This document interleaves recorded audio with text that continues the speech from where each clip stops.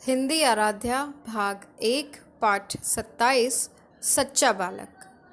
बहुत पुरानी बात है। उस समय न मोटरें थी न रेलें। व्यापारी ऊंट खच्चर आदि पर सामान लादते और व्यापार करने जाया करते थे। वे लोग काफिला बनाकर यात्रा करते थे क्योंकि उन दिनों रास्ते में चोर डाकुओं का भय बना रहता था। यानी कि ये कहानी बहुत पुराने समय की है, जिस समय न तो मोटर थी न तो रेल थी। अगर किसी को यात्रा करनी हो तो यात्री काफिला यानी कि समूह में यात्रा करते थे, क्योंकि चोर डाकुओं का भय होता था। भय यानी कि डर। उन्हीं दिनों व्यापारियों का एक काफिला जिलान से बगदाद जा रहा था। उस काफिले में अब्दुल कादिर नाम का एक बालक भी था। उस काफिले पर डाकुओं ने आक्रमण कर सबको लूटना शुरू कर दिया। आक्रमण यानी कि हमला। तो उन्हीं दिनों एक काफिला जो है वो जीलान से बगदाद जा रहा था। उस काफिले में अब्दुल कादिर नाम का बालक था और उस काफिले पर डाकुओं ने हमला कर दिया और उन यात्रियों को वो लूटने लगे। एक लुटेरे ने अब्दुल कादिर से पूछा, तेरे पास कुछ है? बालक ने सदरी उतारी और उसका अस्तर फाड़ दिया। सदरी में से खनखनाती अशर्फियाँ धरती पर आ गिरीं।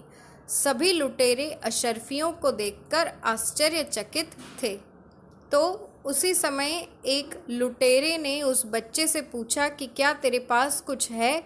तो अब्दुल कादिर यानी कि जो वो एक नन्हा बालक था, उसने अपनी सदरी का मतलब है जैकेट के जैसा वस्त्र, वो उतारा और उसके अंदर जो है अशर्फियाँ वो सिली हुई थी, यानी कि अस्तर के अंदर डाल के उसको सिला गया था। तो उसने वो अस्तर फाड़ दिया और जैसे ही उसने अस्तर फाड़ा, नीचे अशर्फियाँ जो हैं वो गिरने लगीं और ये देखकर लुटेरे आश्चर्यचकित यानी कि बिल्कुल हैरान रह गए। सरदार बोला, लड़के, तू जानता है कि हम तेरी सारी अशर्फियाँ छीन लेंगे, फिर तूने हमें इनका पता क्यों बताया? अब्दुल कादिर बोला, मेरी माता ने मुझे कभी भी झूठ न बोलने को कहा था। यानी कि सरदार ने लड़के से पूछा कि जब तुझे पता है कि हम तेरी सारी अशर्फियाँ छीन लेंगे, फिर भी तूने हमें इनका पता क्यों बताया? तो बच्चा कहता है कि मेरी माँ ने मुझसे कहा है कि कभी भी झूठ नहीं बोलना चाहिए। अशर्फियाँ बचाने के लिए मैं झूठ कैसे बोल सकता था? मेरी माँ को दुख ना होता? माँ ने कहा था झूठ बोलना पाप है। क्या मुझे पाप करना चाहिए था? मुझे अशर्फियाँ छिन जाने की चिंता नहीं है। मुझे खुशी है कि मैंने अपनी माँ को दिया वचन निभाया। आश्चर्यचकित लुटेरे बालक को देखते रह गए। छोटे बालक की बातों का सरदार पर बहुत प्रभाव पड़ा। प्रभाव यानी कि असर। उसने अपने साथियों को व्यापारियों का माल लौटाने का हुक्म किया।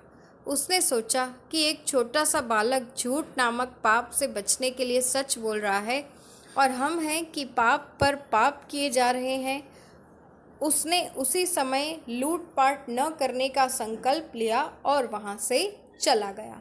यानी कि छोटे बच्चे ने कहा कि मैं सिर्फ अशर्फियों के लिए अपनी माँ को दिया वचन कैसे तोड़ सकता हूँ? ऐसा कहकर उसने जो है उन लुटेरों से कहा कि मैंने अपनी माँ को वचन दिया है कि मैं झूठ नहीं बोलूँगा, इसीलिए मुझे अशर्फियों की चिंता नहीं है और इसीलिए मैंने सच बोला। तो बच्चे की बात सुनकर लुटेरे तो हैरान रह गए और उसके उन लुटेरों का जो सरदार था उस पर उस बच्चे की बातों का बहुत गहरा असर हुआ और उसने उन सभी व्यापारियों का जो माल उसने लूटा था वो सभी को वापस लौटा दिया और दोबारा कभी से लूटपाट न करने का संकल्प लिया, यानी कि निश्चय किया और वहाँ से चला गया।